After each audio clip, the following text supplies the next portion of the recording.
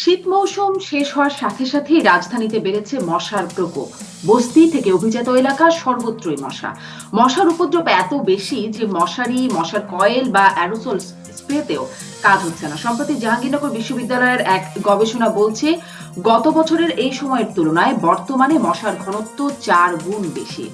মশা নিয়ন্ত্রণে সিটি কর্পোরেশনের বাজেট বাড়ছে, চলছে ক্র্যাশ প্রোগ্রাম সহ নানা তৎপরতাও, তারপরও এত মশা কেন?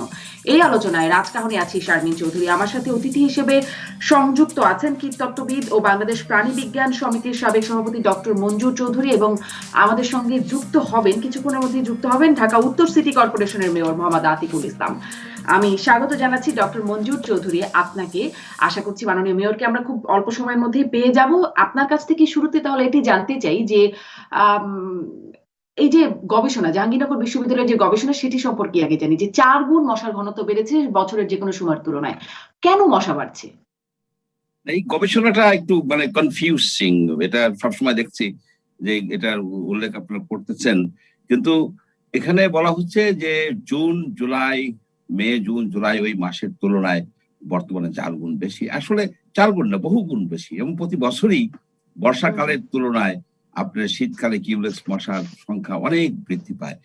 এটা হচ্ছে কি, এবার রিলেটিভলি আনুপাতিক হারে বেশি হয়েছে। গত ফেব্রুয়ারির তুলনা ওই জাহাঙ্গীরনগর স্টাডি কখনোই বলেননি। সুতরাং এটা বাস্তবতা হচ্ছে যে মশা অনেক বেড়ে গেছে। এই মশা কেন এবার বাড়লো, এটার মধ্যে একটা কারণ হচ্ছে প্রাকৃতিক কিছু ফ্যাক্টর আছে। যে শীতের শেষে যদি বেশি বৃষ্টিপাত হয়, রিলেটিভলি বেশি বৃষ্টিপাত হয়, তাহলে কিউলেক্স মশার ব্রিডিং প্রজনন ক্ষেত্র ভলিউম বেড়ে যায়, আয়তনও বেড়ে যায়। আপনি যদি একটু দেখেন যে গত অক্টোবরে বৃষ্টি হয়েছে 395 মিলিমিটার, অ্যাভারেজ হচ্ছে 150 মিলিমিটার। সেই তুলনায় আপনি 150-160% বেশি বৃষ্টিপাত হয়েছে। নভেম্বরেও আপনার প্রায় 60-80% বেশি বৃষ্টিপাত হয়েছে, প্রায় 47 মিলিমিটার। এর ফলে হয়েছে কি, শীতের আপনার মানে প্রথমেই আপনার সেই প্রচুর ব্রিডিং সাইট অ্যাভেলেবল হয়ে গেছে। এই ব্রিডিং সাইটকে কেন্দ্র করে, এগুলিকে ইউজ করে কিউলেক্স মশাদের সংখ্যা বৃদ্ধি পেয়েছে। এবং সারা বাংলাদেশেই সব সিটিতেই কিন্তু এবার মশা বেশি। কিন্তু তার মানে এই না যে আমাদের সিটি কর্পোরেশন একটা বা কর্তৃপক্ষ এগুলিকে দমন করতে ব্যর্থ হবেন এবং জনগণ সাফার করবে, দুর্ভোগ পোহাবে, এটাও না। আর একটা বিষয় আছে, ঢাকা সিটির বিষয় আর একটা আমাদের জন্য একটা নেগেটিভ ব্যাপার হলো যে কয়েক বছর আগে যে ড্রেন গুলো ছিল, স্ট্রং ড্রেন, মানে ফুটপাতের পাশে যে ড্রেন গুলো ছিল, এগুলি ছিল শ্যালো। এগুলিকে অনেক গভীর করা হয়েছে, গভীর করে উপরে আপনার কাভার করে দেওয়া হয়েছে, যার ফলে এইসব জায়গায় আপনার লার্ভিসাইডেরা অ্যাপ্লাই করতে পারে না। তাছাড়া এর ফলে ফ্লাশিং আউট হয় না, অর্থাৎ এত গভীর হয়ে গেছে ড্রেনগুলি যে সাধারণ বৃষ্টিপাত হলে ড্রেনগুলি বোঝাই হয়ে যেতে পারে, কিন্তু পানি যে একেবারে মানে ফ্লোয়িং হবে সেটা হচ্ছে না, সবসময় সেখানে পানি জমে থাকছে। এটাও একটা অন্যতম একটা প্রধান কারণ এবারে বা এই যে আমাদের কিউলেক্স মশার সমস্যাটা আমরা প্রতি বছরই এই সময়। জি, ডক্টর মঞ্জুর চৌধুরী, আপনি প্রাকৃতিক কারণ, স্থাপনাগত কারণও বলছেন, ড্রেনের কথা, সাথে সাথে এটাও বলছেন যে তার মানে এই না যে জনগণ ভোগান্তি পোহাবে, কিন্তু জনগণকে ভোগান্তি পোহাতে হচ্ছে। আমরা সবাই আসলে মশায় অতিষ্ঠ হয়ে আছি। তাহলে এখানে সিটি কর্পোরেশনের ভূমিকা কেমন? আপনার মূল্যায়ন কি বলে বিশেষজ্ঞ হিসেবে সিটি কর্পোরেশনের ভূমিকা কেমন? হচ্ছে সিটি কর্পোরেশন অত্যন্ত সনাতন পদ্ধতিতে তারা আগান। অ্যাকচুয়ালি যে বিষয়টা তাদের করা উচিত ছিল যে পরিবীক্ষণ, নিরীক্ষণ বা সার্ভেলেন্স, যেটা বলি মনিটরিং, তাদের এই মশার জন্য একটা সার্ভেলেন্স সিস্টেম থাকা দরকার ছিল। এটা যেমন 2019 সালে উত্তর সিটি কর্পোরেশন আপনার সেপ্টেম্বর অক্টোবর মাসের দিকেই তারা হটস্পট, কিউলেক্স ব্রিডিং হটস্পট গুলি তারা আইডেন্টিফাই করেছিল প্রায় 600-রও বেশি, এবং সেই সব জায়গায় তারা লার্ভিসাইডিং করে শেষ পর্যন্ত সে মশাগুলিকে দমন করে দিয়েছে। তার ফলে হয়েছে কি, সিজনের প্রথমেই কিউলেক্স মশা তো অক্টোবর থেকে বাড়তে শুরু করে একটু একটু করে, অক্টোবর নভেম্বর ডিসেম্বর জানুয়ারিতে এসে সব জায়গায় ছড়িয়ে যায়, ফেব্রুয়ারিতে ছড়িয়ে যায়। তো এই ছড়ানোর আগেই তারা এই পপুলেশনটাকে মানে কন্ট্রোল করে ফেলছিল, যার ফলে সিজনের শেষের দিকে বাড়ছে। অর্থাৎ আমরা কিছুটা স্বস্তিতে ছিলাম, কিন্তু এবার এটা করা হয়নি। এটা করা হয়নি, বলা হয়েছে, তারা করেননি। না করার ফলে পপুলেশনটা বেড়েই গেছে। এরপরে আরেকটা বিষয় হয়েছে যে এই আমাদের কিছু কিছু এক্সপার্ট আছেন, তারা অনেক সময় গাইড করে ফেলেন। যেমন ডেঙ্গুর জন্য তারা একটা সার্ভেলেন্স করেছিলেন, 3টে সার্ভেলেন্স করেছেন। লাস্টেরটা করেছেন তারা আপনার ডিসেম্বরের 18 থেকে 28 তারিখ পর্যন্ত সারা ঢাকায়, এই হেলথ ডিপার্টমেন্টের নেতৃত্বে, এবং জাহাঙ্গীরনগর ইউনিভার্সিটির একজন প্রফেসর তার সাথে জড়িত ছিলেন। এবং সেই ইনফরমেশন গুলি, ডিসেমিনেশন, তথ্যগুলি, ডাটাগুলি তারা ডিসেমিনেট করছেন, প্রকাশ করেছেন মিটিং করে, বেশ আয়োজন করে জানুয়ারি 31 তারিখে। সেখানে সিটি কর্পোরেশনের যারা মসকিটো কন্ট্রোলের সাথে জড়িত, চিফ হেলথ অফিসারগণ, আরো তারা সবাই উপস্থিত ছিলেন। তাদের ভিতরে একটা ধারণার সৃষ্টি হয়ে গিয়েছিল যে এখনো মনে হয় এডিস মশা প্রচুর আছে, কিন্তু ডেঙ্গু হতে পারে। কিন্তু এটা একটা বিভ্রান্তিমূলক কাজ ছিল। ওই সময় ডেঙ্গু থাকে না, তাদের ওই সময় সার্ভেলেন্সের দরকার ছিল না, এবং তাদের ওই ডিসেমিনেশন সেমিনার করার দরকার ছিল না, যেটা দক্ষিণের মাননীয় মেয়র মহোদয় তাপস সাহেব প্রায় বলেন যে আমাদেরকে মিসগাইড করা হয়েছে। অ্যাকচুয়ালি ওনারা মিসগাইডেড হয়েছিলেন এই তথ্যটির দ্বারা যে ডেঙ্গু হইতেছে। কিন্তু গত বছর তো ডেঙ্গুর খুব কম হয়েছে, এবং দেখাই গেছে যে এটা বেশি হবে না। কিন্তু তারা ওই সার্ভেলেন্স করে, তারা যখন সার্ভেলেন্স করছেন, তারা কিউলেস মশাকে দেখেন নাই, দেখা উচিত ছিল, এবং তারা ওই ইনফরমেশনটা দিয়ে মিসগাইড করছেন। এই সব মিলিয়ে যেটা হচ্ছে যে মশা কন্ট্রোল হয়নি। তারপরে যেমন ধরেন আপনি যে কীটনাশক দিয়ে যে মশাটা লার্ভিসাইডিং করা হয়, অ্যাডভার্টিসাইডিং করা হয়, তাতে মশা তো ঠিক মতো মরে না। এটা কি কীটনাশকের দোষ? মানে তাতে কি কোনো ঘাটতি আছে, নাকি মেশিনের ফ্লো রেট কম, নাকি ওয়াকিং স্পিড খুব বেশি? সব এগুলি করা দরকার, অ্যানালাইসিস করা দরকার, বিশ্লেষণ করা দরকার, তারপরে একটা সঠিক সিদ্ধান্তে আসা উচিত। তাছাড়া আমাদের এখানে তো আপনার যে যে আধুনিক যে অ্যাপ্রোপ্রিয়েট কীটনাশক মশার লার্ভা দমনের জন্য, সেগুলি তো আমরা কেউ আনেন না বা রেজিস্ট্রেশনও করেন না। যেমন ব্যাসিলাস থুরিনজিয়েন্সিস ইসরায়েলেন্সিস, বিটিআই বলে, ব্যাসিলাস স্ফেরিকাস, তারপরে ইনসেক্ট গ্রোথ রেগুলেটর, এগুলি এমন সব ফর্মুলেশন আছে, আপনার এই পানির ভিতরে দিয়ে দেবেন যেখানে মশা ব্রিড করে, 1 মাস পর্যন্ত সেখানে মশা হবে না। এটা সব দেশে এগুলি ইউজ করে এখন, কিন্তু আমরা পড়ে আছি সেই। ডক্টর মঞ্জুর চৌধুরী, একটু বলবেন যে এই যে আধুনিক কীটনাশক বিটিআই এর কথা আপনি বলছেন, আনা হয় না আমাদের দেশে, এটা কোথা থেকে আনার কথা, কেন আনা হয় না, এটার কি কোনো কারণ খুঁজে পান? এখানে একটা কারণ আছে। সেই কারণটা হচ্ছে কি, যে আপনার পাবলিক পেস্টিসাইড কিন্তু 2 ধরনের। একটা হচ্ছে এগ্রিকালচারাল যে পেস্টিসাইড, এগ্রিকালচারাল পেস্টিসাইড, মানে কৃষিতে যে পেস্টিসাইড গুলি ইউজ হয় কীটনাশক। আর একটা হচ্ছে কি পাবলিক হেলথে, অর্থাৎ জনস্বাস্থ্যে যেসব কীট পতঙ্গ আছে, যেমন স্যান্ডফ্লাই, মশা ইত্যাদি, সেগুলি দমনের জন্য, তেলাপোকা দমনের জন্য যে কীটনাশক আছে, তাদেরকে বলা হয় পাবলিক হেলথ পেস্টিসাইড। এখন এগ্রিকালচারাল পেস্টিসাইডের উপরে কাস্টমস ডিউটি এবং অন্যান্য ডিউটি সব মিলে হয় 11.5%, আর পাবলিক হেলথের পেস্টিসাইডের উপরে পরে প্রায় 70% পড়ে যায়। যার ফলে হয় কি, আপনার এখানে এই এত ট্যাক্স দিয়ে লোক আনতে চায় না। আর একটা জটিল বিষয় আছে, সে বিষয়টা হচ্ছে কি, যেমন ধরুন ডেল্টামেথ্রিন একটা পেস্টিসাইড, যেটা মশা কন্ট্রোলের, মশার অ্যাডাল্ট কন্ট্রোলেও ব্যবহৃত হয়, আবার কৃষিতেও ব্যবহৃত হয়। এখন কেউ যদি কৃষিতে এনে আপনার সেটাকে পাবলিক হেলথে টেন্ডার করেন, তিনি অনেক কম দামে দিতে পারবেন, কারণ উনি এনেছেন মাত্র 11.5% ট্যাক্স দিয়ে। এখন ধরুন এই ডেল্টামেথ্রিন হচ্ছে মূল উপাদান, এটার প্রায় 17টা ব্র্যান্ড আছে এগ্রিকালচারাল ইউজের জন্য, 20টা ব্র্যান্ড আছে পাবলিক হেলথে ইউজ করার জন্য। কে এগ্রিকালচারটা এনে পাবলিক হেলথে দিবে? পাবলিক হেলথের যারা অ্যাকচুয়ালি পাবলিক হেলথের প্রোডাক্ট আনতেছেন, তারা তো তাদের সাথে কম্পিট করতে পারবেন না। এখন যে বিটিআই এর কথা বললাম, আপনার কিন্তু দেশের স্বার্থে, আপনি বলছেন কাস্টমস এর ডিউটি অনেক বেশি, দেশের স্বার্থে তো এটা কমানোই যায়। এরকম একটা মানে ছোট্ট ক্ষুদ্র প্রাণীর কাছে নাকাল হয়ে যাচ্ছে নগরবাসী, পুরো দেশবাসী আসলে, সেক্ষেত্রে কি এটুকু করা যায় না?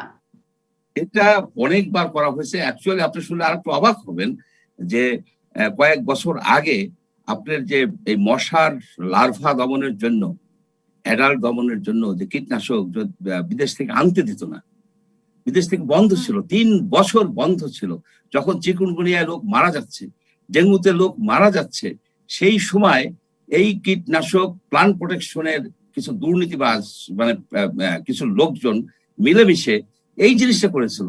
এটা তখন আমরা কয়েকজন এবং আমাদের উত্তর সিটি কর্পোরেশন মাননীয় মেয়র মহোদয় উনিও এই বিষয়ে যথেষ্ট ভূমিকা রাখছেন।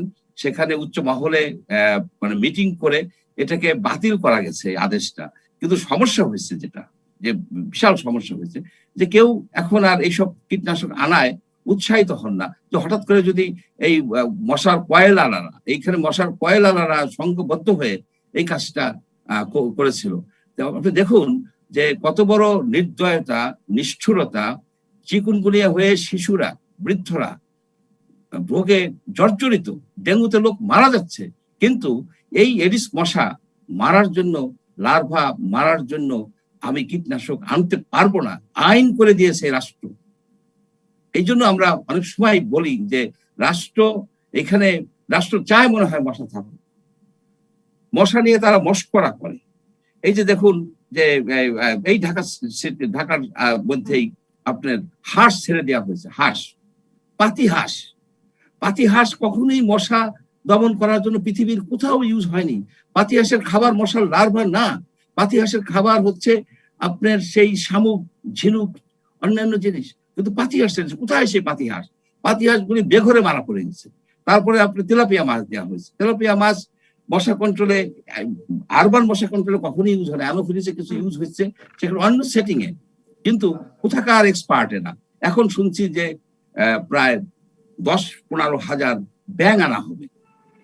ব্যাঙ এনে আমি খবরে দেখলাম একটা ইসে যে ব্যাঙ গত বছর শুনেছি গাপ্পি মাছ কিন্তু মশার কন্ট্রোলের জন্য সারা পৃথিবীতে ব্যবহৃত হয় গাপ্পি মাছ।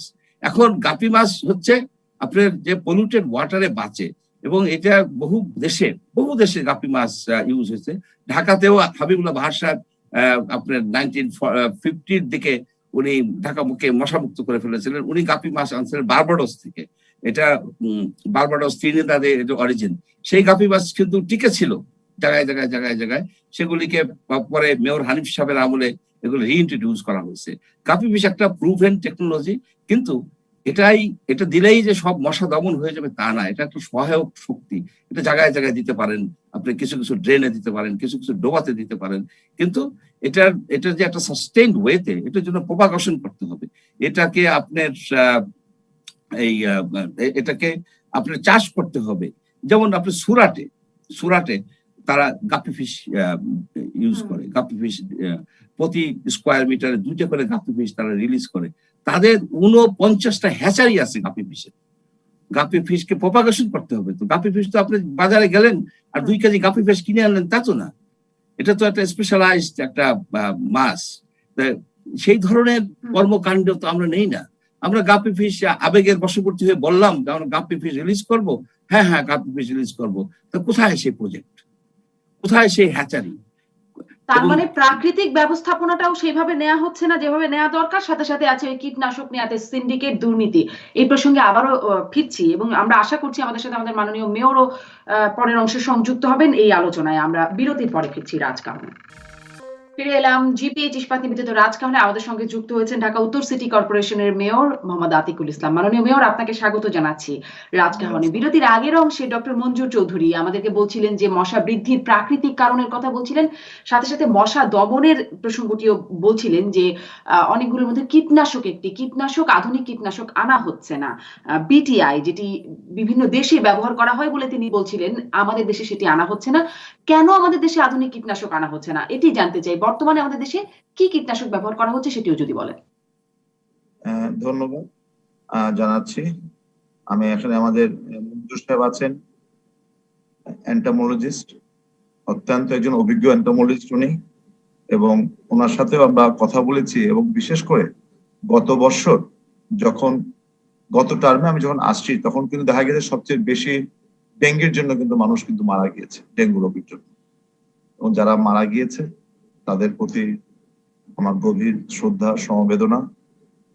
এবং আমি তারপর বলেছিলাম যে এটা আমার জন্য নতুন প্রথম এক্সপেরিয়েন্স, আমি এসেই ডেঙ্গিটাকে পেয়েছি।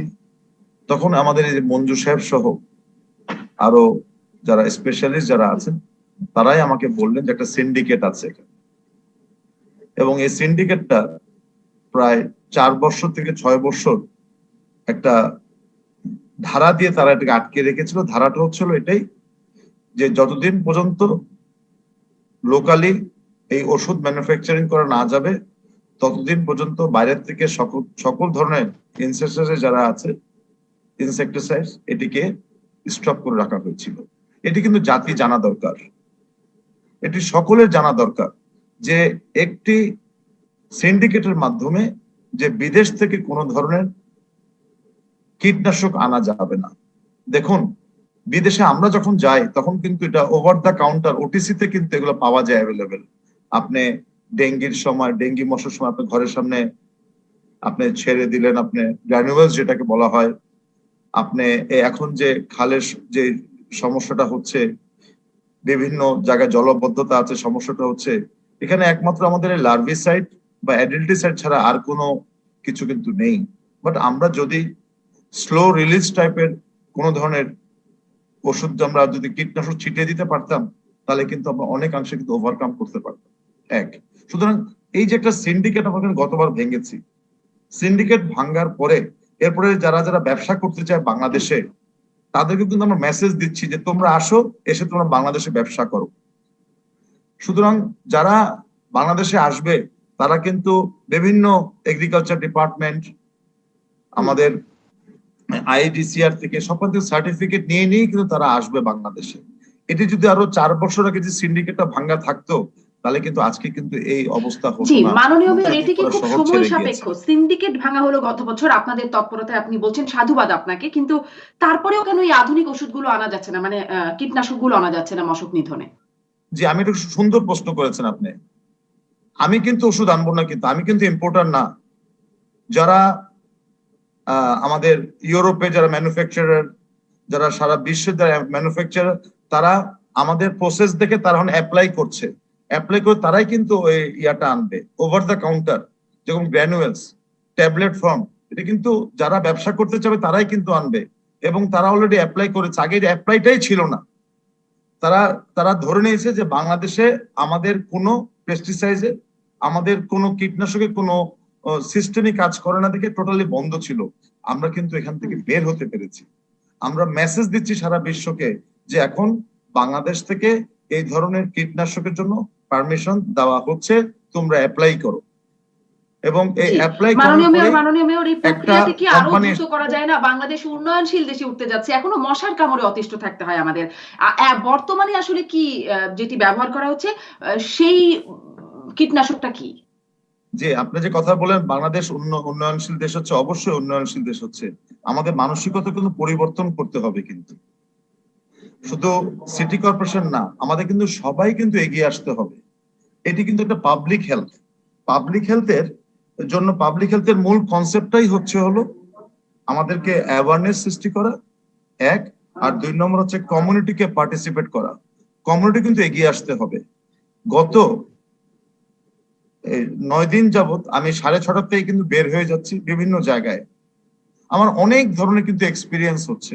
আমি গিয়েছি সেগুপ্তা খালে, এটি ক্যান্টনমেন্টের পিছনে, বিশেষ করে মিরপুর ডিওএইচএস যারা থাকেন তাদের পিছনে সে সেগুপ্তা খাল। সেগুপ্তা খালটি আমরা কোনো সময় আমরা পাই নাই। আমরা খাল পেয়েছি, খাল পরিষ্কার করছি, কিন্তু সেগুপ্তা খালের একদিকে পিছন দিকে এন্ডিং হয়ে গিয়েছে। ওখানে বিরাট বড় এই সেগুপ্তা যারা করছেন তারা কিন্তু প্লট কি প্লট বিক্রি করে দিচ্ছেন। এগুলা কিন্তু জাতিকে বুঝতে হবে, জাতিকে জানতে হবে। এটি যদি আমি যদি দেখতাম যে কল্যাণপুরের খাল যেটা আছে, প্রথমে 40 ফিট চওড়া, পিছনে 40 ফিট চওড়া, আর মাঝখানে আমি দেখেছি যে ভরাট করে 10 তলা বিল্ডিং উঠেছে। আমরা কিন্তু সেই খালটা গত 4 দিন যাবত পরিষ্কার করে পানির প্রবাহ কিন্তু করেছি, কিন্তু সেগুপ্তা খালটা পারি নাই এখন পর্যন্ত, বিকজ ওইটার পিছনে সব প্লট কিন্তু বিক্রি হয়ে গিয়েছে। এগুলো আপনাদের মাধ্যমে জাতিকে দেখানো দরকার যে সেগুপ্তা খালে যারা যিনি ব্যবসা করছেন, এই সেগুপ্তা যে ডেভেলপার বা হাউজিং যারাই আছে না কেন, তাদেরকে দায়িত্বগুলো নিতে হবে। ওরা নিজেরা পয়সা বানাচ্ছে, কিন্তু জি, খালটা দখল করে মাননীয় প্লটটা মেয়র বিক্রি করে দিচ্ছে। মাননীয় মেয়র তারা দায়িত্বহীন বলেই নিশ্চয়ই তারা করছে। আর জাতি কি করে দেখবে? এগুলো দেখার জন্য সরকারের প্রতিষ্ঠান রয়েছে।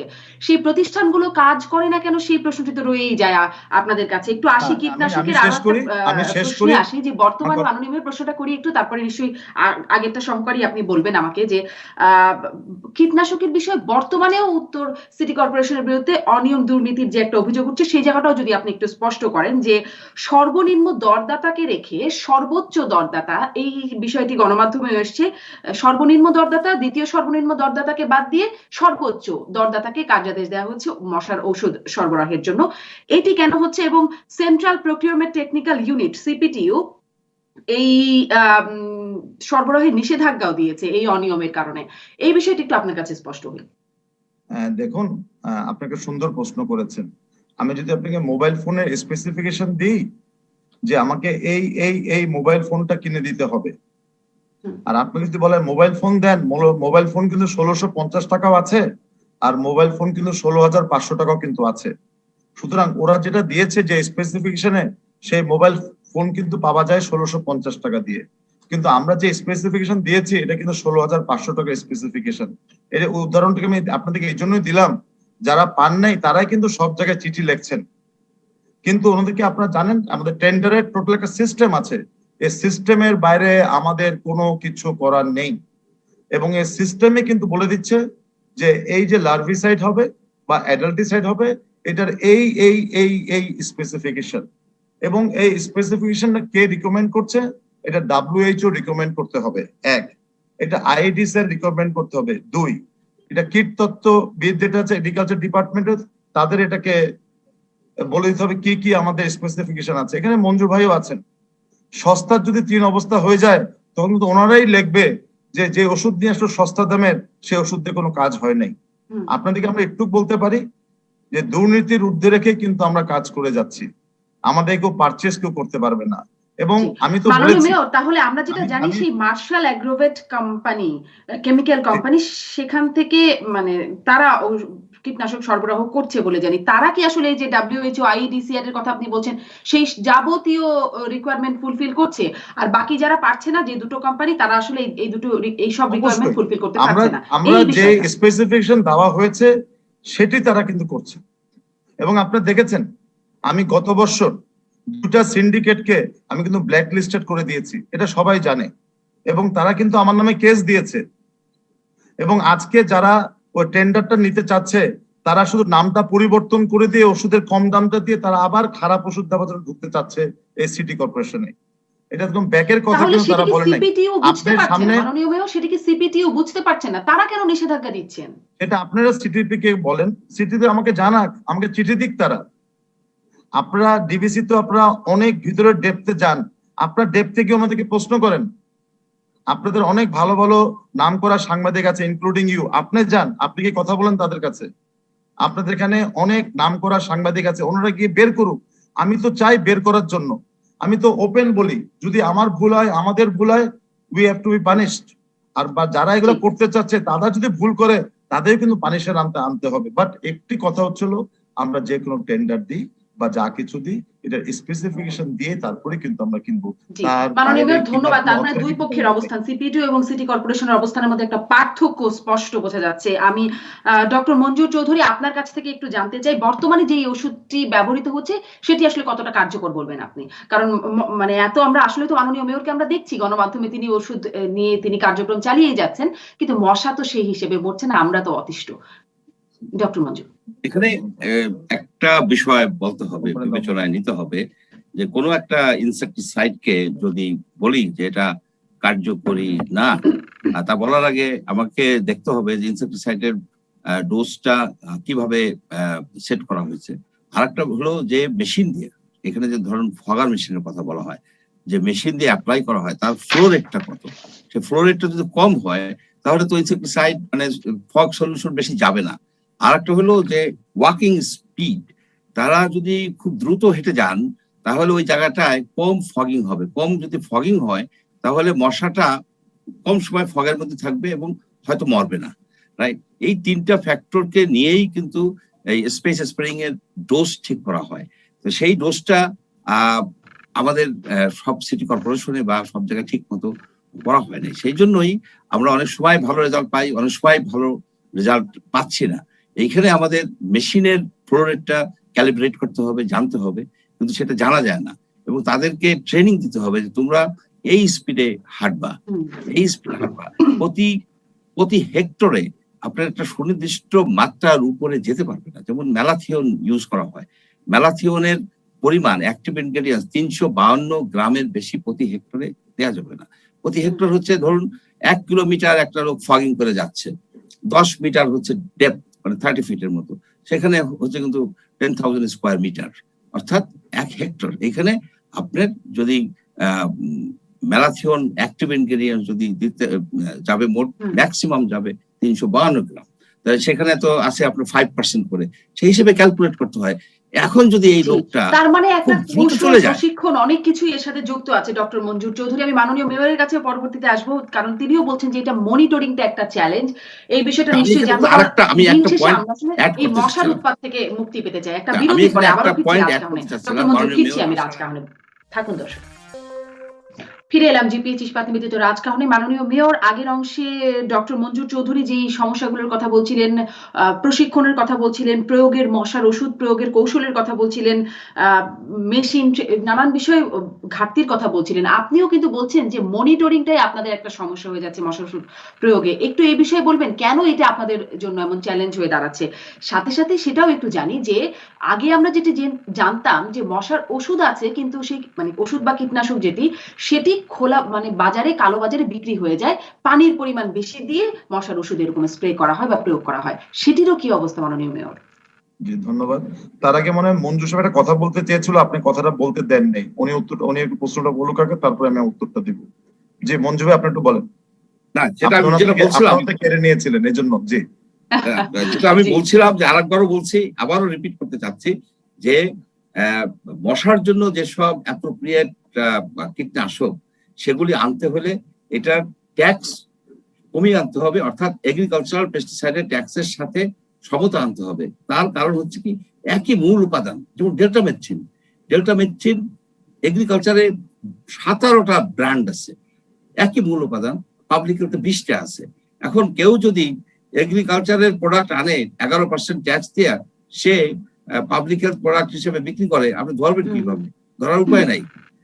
এট দ্য সেম টাইম একটা লোক যদি, সে তো অল্প দামে দিতে পারবে, অনেক কম দামে দিতে পারবে, এবং যে অ্যাকচুয়ালি পাবলিক হেলথ প্রোডাক্ট আনছে সে তো তার সাথে কম্পিট করতে পারবে না পিপিআর অনুসারে। তো তখন এইসব নানাবিধ জটিলতা এসে যায়। সুতরাং ট্যাক্সকে আমি দুই পাবলিক হেলথ পেস্টিসাইড এবং এগ্রিকালচার পেস্টিসাইডের ট্যাক্স কে ভিতরে সমতা আনা দরকার।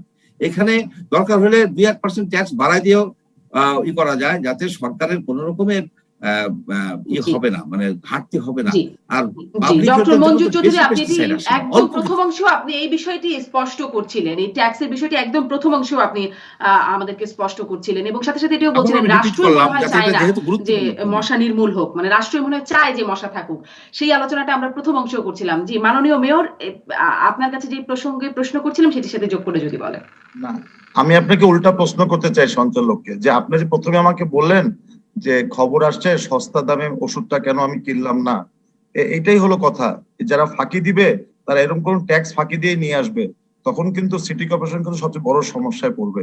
সুতরাং আপনি যে প্রশ্নটা আমাকে করেছেন সেটা উত্তরটা দেওয়ার জন্যই কিন্তু মঞ্জুর সাহেবের কথাটা আমি আপনাকে আবার শোনালাম, যে এই যে ট্যাক্স ফাঁকি দিচ্ছে, এখানে ট্যাক্সের কিন্তু বিরাট একটা ফাঁকি কিন্তু হচ্ছে, এবং আমাকে কিন্তু কারা ট্যাক্স দিচ্ছে না দিচ্ছে এই কাগজগুলো কিন্তু সাবমিট করতে হয়, তারপরে কিন্তু আমাদের সিটি কর্পোরেশনে এই ধরনের টেন্ডার গুলা হয়। সুতরাং যে আমরা সস্তা দামের ওষুধ পেয়েও আমরা নিলাম না, আমরা কেন বেশি দামের ওষুধ কিনলাম, এটির মধ্যে যতগুলা কাগজপত্র সাবমিট করতে হয় এটির মধ্যেও কিন্তু একটা অঙ্গ আছে, কিন্তু ট্যাক্স তুমি কত % দিচ্ছ এটিও কিন্তু সাবমিট করতে হবে। সুতরাং আমরা কোনো প্রশ্ন করার আগে অবশ্যই আমাদের কিন্তু সব দিয়েই কিন্তু চিন্তা করতে হবে। এজন্য আপনাকে ধন্যবাদ। আমি মঞ্জু ভাইকে ধন্যবাদ জানাচ্ছি, যেটা আপনি দ্বিতীয়বার বলেছেন, কিন্তু এটা জানার দরকার ছিল সকলের। এই বিষয়টি তো সিপিটিউ কে স্পষ্ট হওয়া উচিত, মানে এটি যদি উত্তর হয় তাহলে এই বিষয়টা তো সিপিটিউ কে স্পষ্ট হওয়া উচিত, এবং আপনাদেরও তাই করা উচিত মনে হয়। না, এটা আপনিও একটু সিপিটিউর সাথে, আপনি তো নাম করা সাংবাদিক, আপনি একটু সিপিটিউ কে বলবেন যে সস্তা ওষুধগুলোকে কেন আমাদেরকে আমরা নিই না। আমি তো চাই সস্তার মধ্যে সবটা দি বেস্ট ওষুধগুলো নেওয়ার জন্য। এজন্য আপনি প্রথমে যেটা প্রশ্নটা করেছেন, এটার উত্তরটা আমি আপনি সেকেন্ড টাইম আবার দিতে চাই এটাকে। জি, আপনি এখন আপনার প্রশ্নটা বলুন, তারপর আমি উত্তরটা জি, দেব। আমি আরেকটা যেটি করছিলাম, আপনিও বলছিলেন যে মনিটরিংটা চ্যালেঞ্জ। ওকে, মনিটরিংটা চ্যালেঞ্জ, এখনো পর্যন্ত মনিটরিংটা চ্যালেঞ্জ থেকে যাচ্ছে কেন? আর অতীতেও যেই সমস্যাটা শুনছিলাম সেটা সম্পর্কেও জানতে চাইছিলাম যে আসলে কি ডোজেও কোনো সমস্যা হয়ে যায় কিনা? যে পানি মিক্স বেশি করে মূল ওষুধটি কালোবাজারে বিক্রি করা, ওই অসুবিধাগুলো কি এখনো চলছে কিনা মাননীয় মেয়র? জি, অবশ্যই সুন্দর একটা প্রশ্ন করেছেন। আমি যেটা বলতে চাই যে এখানে monitoring is one of the biggest সমস্যা। কারণ আমি দেখছি গত কতদিন যাবত আমরা বলছি যে আমাদের কাছে 1200 শ্রমিক কাজ করছে, আমাদের যারা কিনা মশক ছিটাচ্ছে, এবং 1200 যারা মশক কর্মী তারা যদি রিয়েলি ভাবে যে ছিটায় যদি থাকে, তাহলে অবভিয়াসলি এটা কিন্তু এফেক্ট কিন্তু হবে। কিন্তু আমি যখন মাঠে নামলাম গত 6:30 থেকে, আমি কিন্তু আজকে কিন্তু সকালবার 6:30 থেকে নেমেছি, এই কাপড়ে কিন্তু এখন আমি আছি। আমরা যেটা বলতে চাই, এই যে সকালবেলা যে আসা, এদিকে একটি কিভাবে তারা অফিসে এসছে, তাদের হাজিরা কোথায়, হাজিরা খাতা কোথায়। আমরা এই হাজিরা খাতা সিস্টেম কিন্তু চলবে না, কিন্তু সেই সনাতনী পদ্ধতিতে এই সিটি কর্পোরেশন চলতে পারবে না।